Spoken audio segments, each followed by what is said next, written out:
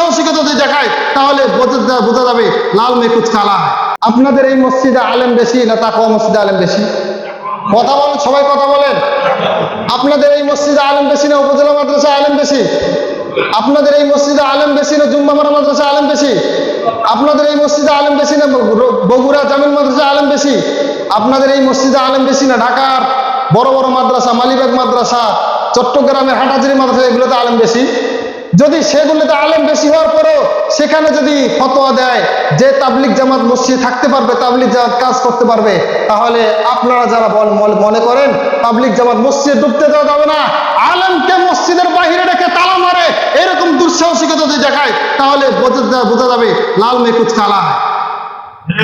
আমি একজন আলেম, মসজিদে আসছি মেহমান, মসজিদে তালা লাগবে কেন? মসজিদে তালা লাগবে কেন বলেন? আপনারা বলেন। যদি আপনারা মুমিন মুসলমান হয়ে থাকেন, আমি আসছি মসজিদের সামনে, যারা মসজিদে আসছে আপনাদের কি 1 টাকা খেয়েছে কেউ? কথা বলেন, 1 টাকা খেয়েছে? 1 টাকাও খায়নি। আপনাদের কারো বাড়িতে গিয়েছে? বরং তাবলিগের ফায়দা কি জানেন? এই মেম্বারে বসে আমি একটা কথা বলে যাই, খোদার কসম করে বলতেছি, গত জুমায়, এর আগে বৃহস্পতিবারে আমি একটা তাবলিগ জামাত বের করেছিলাম। আমার তত্ত্বাবধানে যুবক ছেলেরা ডিজে পার্টি করেছে আগের সপ্তাহে। আমি তাদের কাছে গিয়ে হাতে পায়ে ধরে, আমার ভাতিজা এখানে উপস্থিত, সেও গিয়েছিল আমার সঙ্গে, ডিজে পার্টি করেছে।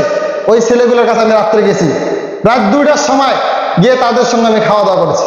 খাওয়া দাওয়া করার পর তাদের কাছে বলেছি, ভাই তোমরা যে এগুলো করতেছো এগুলোকে ভালো না খারাপ? তারা বললো, না হুজুর খারাপ। আমি তাদেরকে নিয়ে রাত 2টার সময় দোয়া করেছি, তাদের হাতে হাত রেখে বলেছি, হে যুবক ভাইরা, তোমরা আমাকে 3টা দিন সময় দিবা। তারা আমাকে 3টা দিন সময় দিয়েছিল। 3 দিন সময় দিয়ে আমি তাদেরকে নিয়ে রেখেছিলাম উপজেলা মাদ্রাসায়। 3 দিনের বদৌলতে আলহামদুলিল্লাহ ওখান থেকে প্রত্যেকটা ছেলে বলেছিল লাস্টে যাওয়ার দিন, হুজুর আপনি কি আর 3টা দিন বাড়ানো যায় না? জোরে বলেন না সুবহানাল্লাহ। হুজুর মসজিদে থাকতেছে আলহামদুলিল্লাহ, খুব ভালো লাগতেছে। মসজিদে থাকা মাকরু অতিরিক্ত বলতে পারে, অতিরিক্ত বললে মাকরু বলতে পারে, হারাম বলতে পারবে কেউ? কেউ বলতে পারবে না। যত বড় আলেম হোক, যত বড়ই ফিতনাবাজ হোক, হারাম কেউ বলতে পারবে না। আচ্ছা মাকরু আমি মেনে নিলাম, মাকরু আমি মেনে নিলাম। আপনি একটা কথা সবাই বোঝেন দেখি, একজন ব্যক্তি একটা মাকরু কাজ করতেছে, এই মাকরু কাজের বদৌলতে সে 3 দিনে 15 ওয়াক্ত ফরজ নামাজ আদায় করছে। এই মাকরু কাজ করাটা উত্তম না 3 দিনের 15 রাকাত ফরজ নামাজ পড়া উত্তম? সবাই বলেন দেখি, সবাই বলেন, সবাই বলেন। 3 দিনের ফরজ নামাজ উত্তম না একটা মাকরু নামাজ করাটা গুনাহ বেশি? 3 দিনের ফরজ নামাজ উত্তম বেশি, আপনার সকলেই বলতে বাধ্য থাকবে। আরে 3 দিনের কেন, 1 দিনের 1 ওয়াক্ত নামাজ আল্লাহর কাছে যে দাম, এইরকম মাকরু 10টাও আপনি করতে পারেন।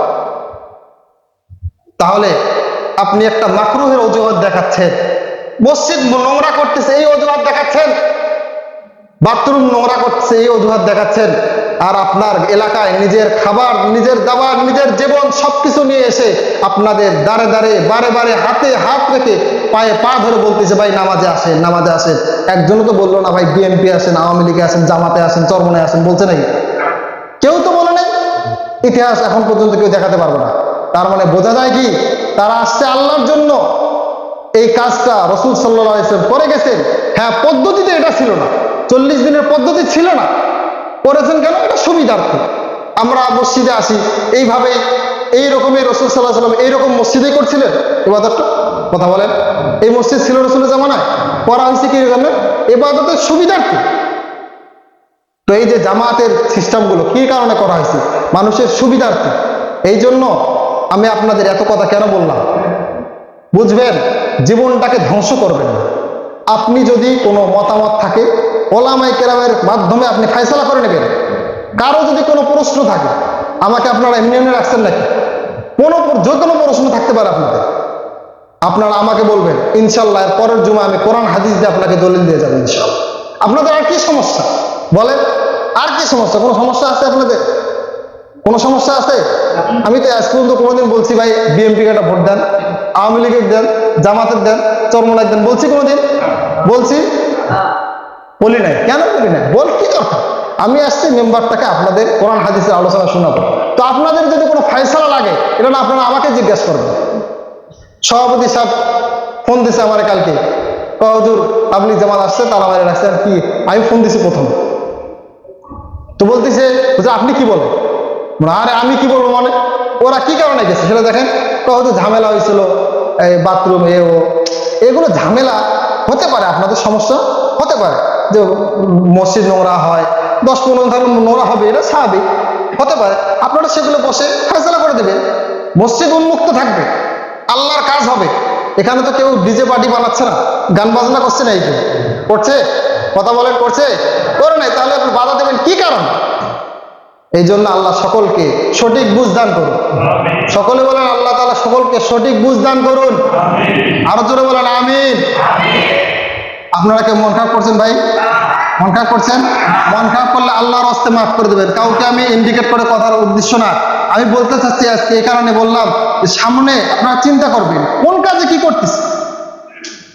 আপনারা শুনে খুব খুশি হবেন, আলহামদুলিল্লাহ আমাদের এই হজরত, এই তাবলিগ জামাতে একজন হজরত আছে, তিনি কামেল পাস, ওদিক থেকে সব শেষ পাস, আবার হাটাজারি মাদ্রাসা দাওরা ফারেক এবং অন্য অন্য বিভাগগুলো পড়ছেন।